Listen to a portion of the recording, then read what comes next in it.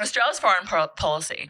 Right now, the US and China are kind of at each other's throats. So I just want to know, I guess, your opinion of like Australia's position and how they're going to manage these two countries, especially because we depend on them, regarding like exports and imports. Wow. Okay, so that's big. Yes, that's the most important question actually for Australia. Mm. And there's a lot of this does actually give me an opportunity to clear a few things up about Australia, though, I think, particularly for our American friends who might be watching. So historically, Australia had had just one overseas mission. When we were federated, it was to London, right? So, and that was out of Canberra. That was it. That was our only foreign representation when we first became a country. And then gradually that expanded out to other key areas, but it was all run out of Canberra. And up until sort of the 1970s, if you go back to sort of when Australia first normalised its relationship with mainland China, which was same time as Nixon, roughly, there was at that time, all of our economic and strategic partners were the same. So the United States, Britain, Japan, particularly through the 80s, they were all our biggest trading partners. They were democratic allies. They were all pretty much on the same page as us. And there was no conflict between Canberra or anybody else as to what our foreign policy should be. It just seemed natural that we would be part of the democratic, anti-communist kind of, close American ally, Five Eyes intelligence arrangement with Canada, New Zealand, UK. Is that because of Britain? Well, so we've always, and things are changing now, but for the longest time we always saw ourselves as rather small because we were this relatively small population relative to Asia, most of the world's population in Asia, with this gargantuan, very privileged landmass continent of Australia endowed with endless beauty and resources. We had a very high standard of living relative to, Indonesia and Malaysia and all those places. So there was always this kind of fear of the North, and then we had the Japanese during World War II and the threat of invasion, so that those fears seemed to be coming to fruition. And so Australia had always latched onto what they call a great and powerful friend, that is first the British Empire and saw themselves as British, and that's why we sent so many people to World War I and subsequently World War II. And then after World War II, the United States. And that has been the cornerstone of our foreign policy. But Australia has emerged since then. Australia is now a serious player, and I no longer see. I take the view that Australia is becoming eventually sort of a great nation. I don't mean like United States great power, but like a significant country. Yeah. Right? But what we have is this sort of Western European culture on this edge of Asia, far away from Europe, far away from the Atlantic. And so there is this crisis of identity for Australia as to like, okay, well, obviously, geography is going to be a significant destiny for us. We are always going to be in Asia. Our closest countries are all Asian countries, except for New Zealand. And so where does that leave us? Where does it leave us relative to the British monarchy? Where does it leave us relative to, the United States? And the biggest difference since the 70s and 80s is that there has been a massive shift away from our economic dependency on those countries towards countries in Asia, namely China. Yeah. So, back when we normalized our relationship, there were so many things that were beneficial for us. One was the fact that our economic and strategic partners were the same. The Soviet Union and China were at each other's throats. They had a border war in the 1960s. The US position in Asia was completely uncontested. We were just laughing the whole way. Like Australia couldn't have imagined a better environment given our location for our interests than that. And we would want that to continue forever if that was up to us. But of course, that's changed, and now we can talk about the how this dependency on China emerged, where that's going, what the belief around that was. But I think that's a separate topic. But what we can say is that for the first time in Australia, there is a real conflict within Australia about what our foreign policy should be, and a significant divergence of interest groups between Canberra and the states. So Australia is a federal system. We have state premiers. We have Canberra, who runs the federal government. And, what we have is the federal government saying, well, foreign policy is part of our portfolio area. You should keep out of it. Well, yes, but the states could say health is a state issue, and of course the federal government has an interest in that. Taxation is often a state issue. Resources is a state issue. Yeah. So these things are blurred, right? Yeah. Now what we have is interest groups in Canberra who are very anti-China, right? Because in Canberra you have the military kind of central areas.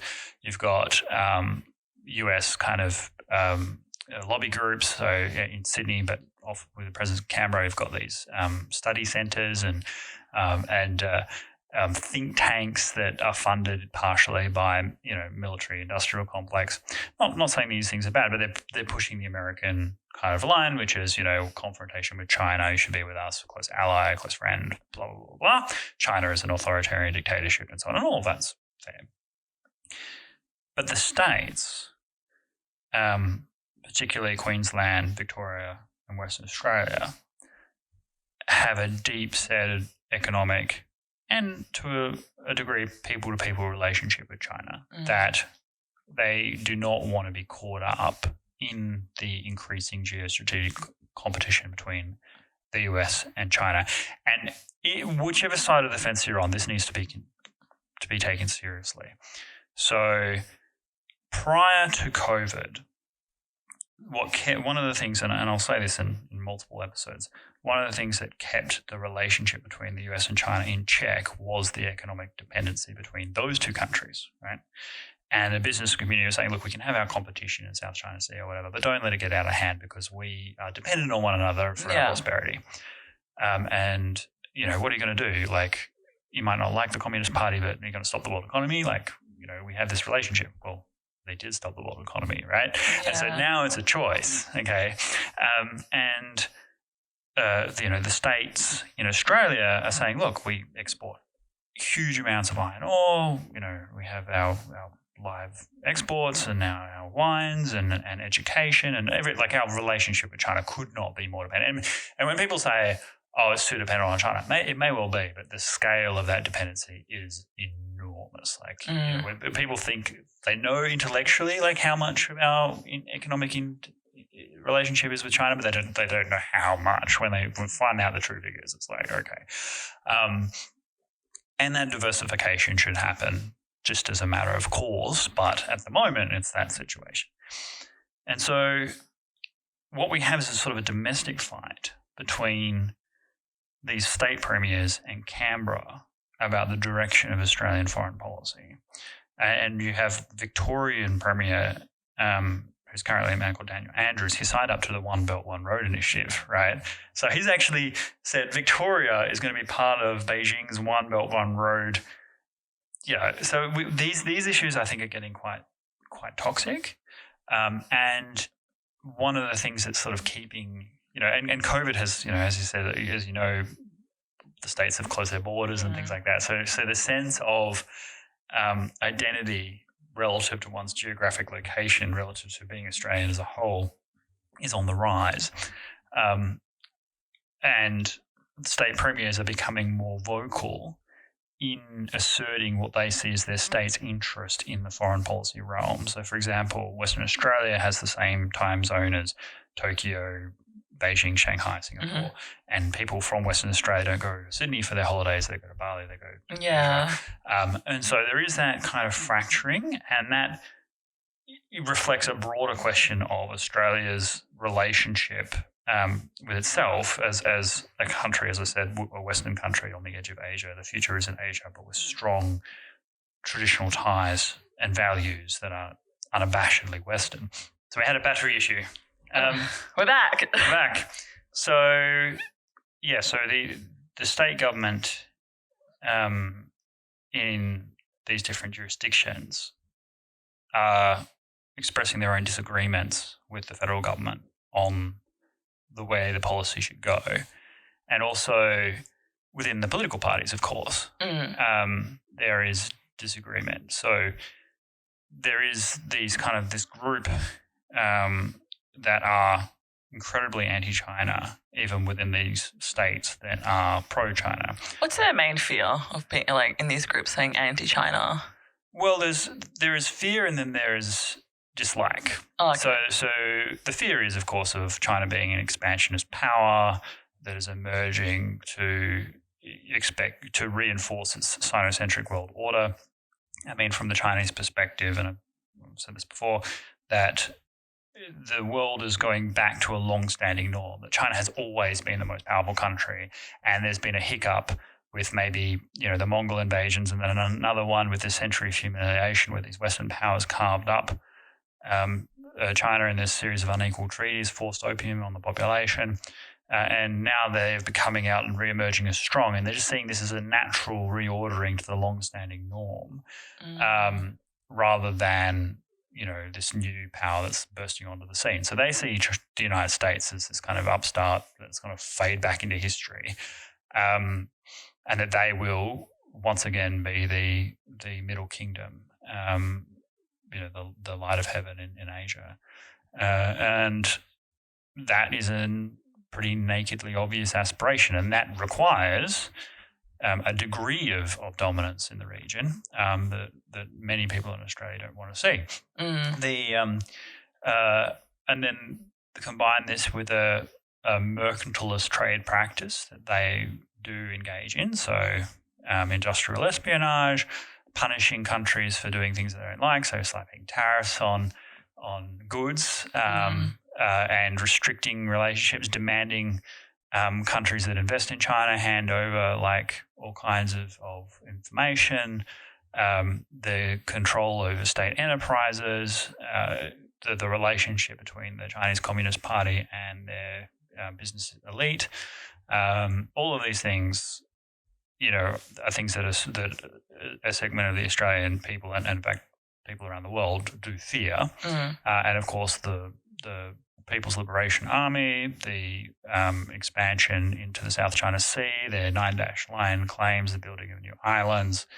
There's a lot that, the imprisonment of the Uyghur population. There's a lot to criticize there. Then there's the sort of the dislike, which is more focused on the Chinese Communist Party. And that is, authoritarian dictatorship, one-party rule.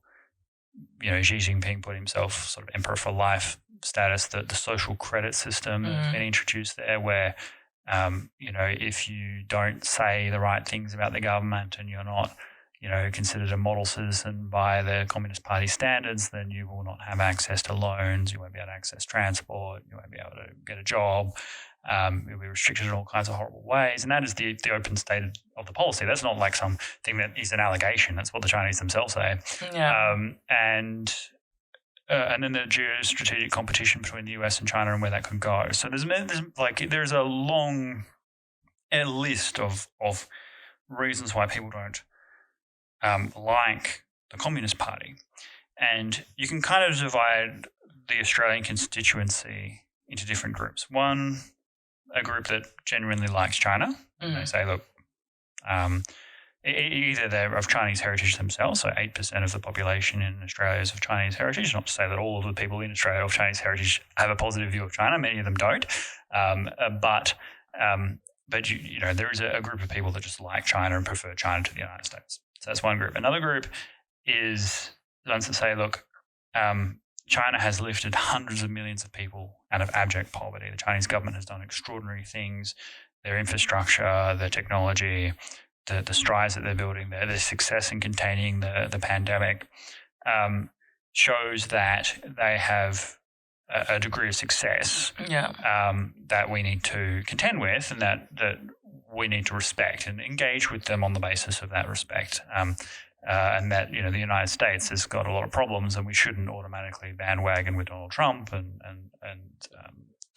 you know, do whatever the Americans say and drag us into a conflict in which Australia doesn't really hold the balance of power necessarily. And then there is a constituency that says that, and they're tied to that. First one is that, you know, Australia has this sweet spot where we should just take advantage of both sides, where Australia has all the things that China likes about the West and none of the drawbacks, right? So, for example, we have the kind of the modern institutions, the first world environment, the open spaces, and the tertiary education system is very open. But we've never carved them up. We don't have any territorial disputes. We don't have any historical angst with them. They kind of like the fact that we have all these kangaroos, and they sort of see us as kind of cute, you know. Like there is that. Well, Xi Jinping, this is not well known. Xi Jinping has been to every state and territory in Australia. Oh, real? He has family here, right? He loves Australia. And he personally can't imagine like why Australia would be hostile to China. That they are natural friends in his mind. And we had a prime minister who could speak Mandarin. Yeah, exactly. I mean, this is like. So there is a view that says, look, why are we getting involved in this like geopolitics at all? Why aren't we just taking advantage of both sides and being like, yes, you know, you both want us, give us everything. And so that is a view that I think had stronger prominence before the pandemic, because every leader today had inherited their dependency on China, right? It has origins as to why that emerged, and it was done deliberately, but they come in and they say, well, there's nothing we can do anyway, so we might as well just roll with it, you know. But now that has come into serious question. So that perspective, I think, you know, the defensive perspective is becoming less sustainable. And then there is a group of people that says, look, we're Western liberal Democrats. We believe in individual rights, the Enlightenment, freedom of speech, freedom of assembly, democratic representation, and China is anti all of those things, and they control, you know, 20% of the world's population in this one-party dictatorship rule. And you have Taiwan as an example of a Confucian society that still has democratic, you know, free elections, that they want to be absorbed. You see what's happening in Hong Kong, and it is fundamentally immoral for us, irrespective of how much stuff they buy, for us to be dealing with a communist party in a tributary sort of way. So that's kind of asserting sovereignty. And then there's a kind of a group that sort of says, look, you know, conflict between the United States and China is inevitable, right? That the nature of power politics is such that they are kind of on a collision course. Neither side seems to be backing away from it. Both seem to be accelerating, and things will ultimately come to a head. As such, we need to be working on that basis. So it's kind of like a future basis of saying, like, well, are we if the gauntlet was thrown down between the US and China, where would we be? And they tend to say, well, you know, obviously our long-standing strategic ally. And so just on that basis, they go, well, we'll back the United States because they have been with us for many decades and they're our closest friend in the world. So there is there's all these things that are kind of at play and intersecting, and it goes to the nature of our Australian society, where we do have all these conflicting things, where we are this Western country who's very British in one way, but we can all use chopsticks, right? Like it's there is nothing more amusing than going to England and watch people trying to use chopsticks. Okay, like but for us, perfectly natural. Like in Australia, the fusion is amazing. Like you know, it's completely anodyne to get a teriyaki chicken pizza, right? Yeah. It's normal. Like people don't even think that actually, if you go and say that in another part of the world, oh yeah, I'm having a teriyaki chicken pizza, they're like, what? Like, so Australia does have this multicultural, multilingual, mix, and it is easy to overstate and understate our cultural influence with each of these partners. We are our own thing. And so we are still adolescent in many ways as a nation, trying to rebel against Mother England, but still not quite realising our own identity. And then how does that link with our position in foreign policy? Well, it means that it's in flux and it's tense. Like, I don't know exactly where it'll go. At the moment, it seems like the China hawks are in ascendancy because there's a lot of anger directed towards China in a range of areas, particularly with obviously there's the disease, but there's what's happening in Hong Kong. So in 1996-97, the UK handed Hong Kong back to China under a 50-year agreement of one country, two systems. Like Hong Kong would be allowed to maintain its autonomy and its own kind of representation and institutions, and they are being explicitly eroded under the Communist Party. They're just like, we don't care about this agreement. Basically they're saying, Hong Kong, we're putting up with you guys for too long. You're part of China, deal with it, right? And so there is this sense that, hang on, China, we have to be sober about the group of people we're dealing with when we're dealing with the Communist Party. So they do seem to be in ascendancy. But whether that lasts, because as the engine of global growth kicks off, as we come out of the lockdowns across the world, the successful economies are going to be, largely in Asia, who have handled the disease the best. And as we as Australians trying to come out of the economy, then economic expediency is going to prevail, and we're going to have an increased, not decreased, reliance on China, despite the objective of diversification. Simply because if the most growth is in Asia, then clearly most of our trade is going to be with Asia. And so there is a kind of an unreality to the hawk side of things, even if I strongly agree with them on the nature of the Communist Party. And so that tension is only going to intensify, because I think on the China hawk side of things, they're becoming more entrenched in building alliances across the world, and there is a kind of a democratic group emerging to kind of challenge China's rise. And then there is just the plain economic reality of trying to meet the aspirations and needs of the Australian people, and that means trading with people we may not like. And then there's the question of the United States, whether they have the staying power in the Western Pacific. They might have the aspiration to remain the dominant power on the global stage, but to what are they willing to sacrifice? This is a question that they need to answer themselves. What is the United States willing to sacrifice to maintain primacy in Asia? And up to and including their entire national survival, right? So they haven't demonstrated to this point that level of commitment. They have definitely hardened their line against China, and that is something we can talk about separately, American policy towards China. But they're not building their own islands in the South China Sea. They're not stationing troops in Taiwan.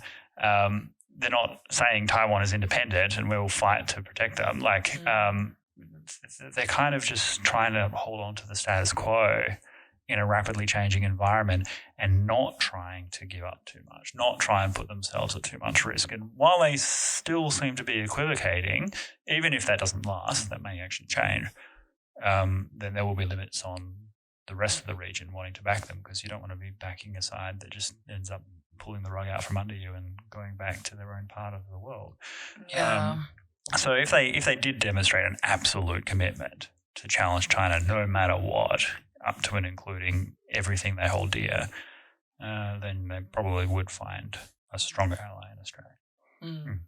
Interesting. Cool. We'll leave it there.